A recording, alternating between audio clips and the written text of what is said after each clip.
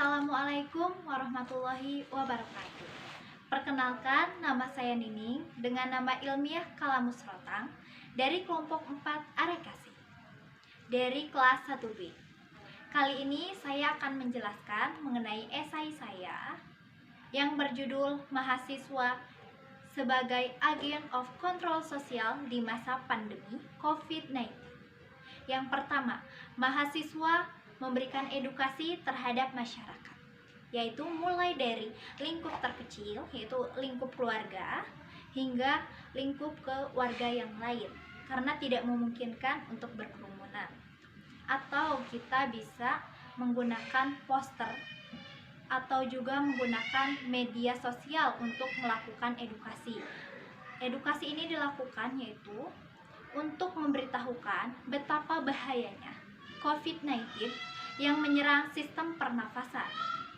Selanjutnya, hoax, di mana kita harus memberikan edukasi kepada masyarakat agar tidak terlalu percaya kepada berita-berita bohong yang tak jelas kebenarannya.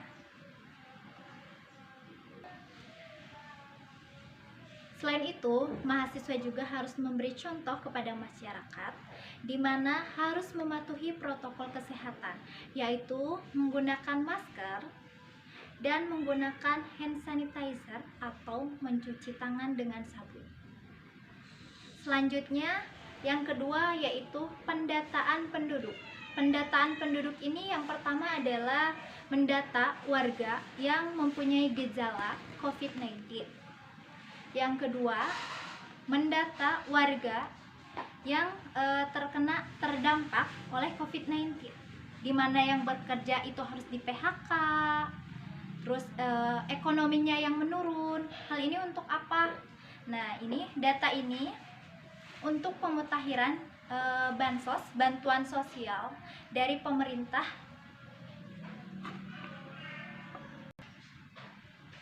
Selanjutnya, mendata warga yang pulang pergi ke kota, di mana hal ini untuk meminimalisir penyebaran COVID-19, di mana warga yang pulang dari kota ke kampung untuk melakukan karantina mandiri.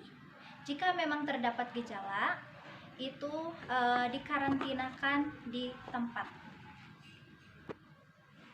Yang ketiga yaitu pembuatan dan penyaluran APD. Yang pertama, pembuatan hand sanitizer, yaitu kita bimbing masyarakat untuk dapat membuat hand sanitizer, yaitu kenapa kita harus mengedukasi masyarakat, karena agar tidak membuat hand sanitizer dengan asal-asalan, yaitu ada langkah-langkahnya. Selanjutnya, kita juga membagikan APD, yaitu dengan membagikan masker secara gratis ataupun hand sanitizer secara gratis. Selain itu, kita juga memberikan disinfektan secara gratis. Kenapa disinfektan? Di sini contohnya yaitu tukang sayur, di mana tukang sayur ini sering dikunjungi oleh ibu-ibu. Kenapa? Karena sayuran ini sebagai kebutuhan primer masyarakat. Jadi kita memberikan disinfektan kepada tukang sayur itu setelah ibu-ibunya pergi, setelah berbelanja dari tukang sayur tersebut, yaitu disemprotkan disinfektan. Selanjutnya, yang keempat yaitu kita berkontribusi di masyarakat dalam bidang pendidikan, di mana pendidikan sekarang tidak lagi berangkat ke sekolah. Kita membantu warga di mana anak-anak ini kalau online tidak menuruti orang tuanya. Ketika diberi gadget itu bukan asik belajar, justru asik dengan game online. Jadi di sini kita memberikan video animasi yang lebih menarik agar kita dapat mengalihkan dari game online menjadi video beranimasi yang lucu dan menarik. Lalu hal apa saja yang harus kita lakukan ketika kita melakukan semuanya di rumah? Study from home, work from home. Nah, agar waktu kita lebih produktif, yang pertama kita bisa mengasah skill kita. Misal kita punya skill memasak, kita bisa melakukannya karena kita mempunyai lebih banyak waktu jika sebelumnya kita disibukkan di perkantoran. Nah, orang-orang di rumah bisa sebagai penyicip masakan dari kita. Yang kedua ada freelancer. Misalnya kita berbakat di bidang penulisan. Nah, di sini kita punya waktu banyak, kita bisa melatih tulisan-tulisan kita bisa membuat blog. Yang ketiga, yaitu dengan mengikuti seminar atau di era pandemi ini lebih dikenal dengan webinar, web seminar gitu. Dimana kita bisa mengikuti berbagai webinar yang kita minati. Banyak banget webinar-webinar yang gratis. Selanjutnya ada olahraga. Olahraga ini penting sekali, yang sebelumnya kita tidak sempat melakukan olahraga karena kita terburu-buru untuk berangkat kerja atau berangkat sekolah dan disibukkan oleh aktivitas lainnya karena sekarang semuanya serba di rumah.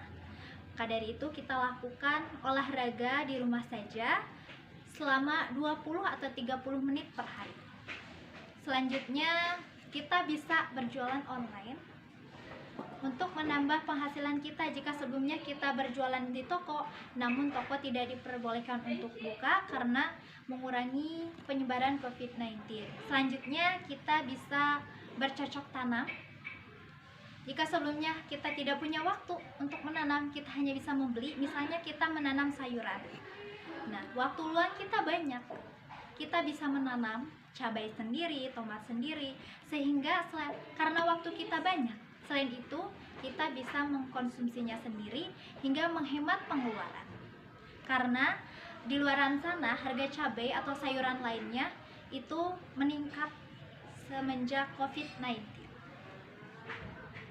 Mungkin dapat saya sampaikan. Sekian, assalamualaikum warahmatullahi wabarakatuh.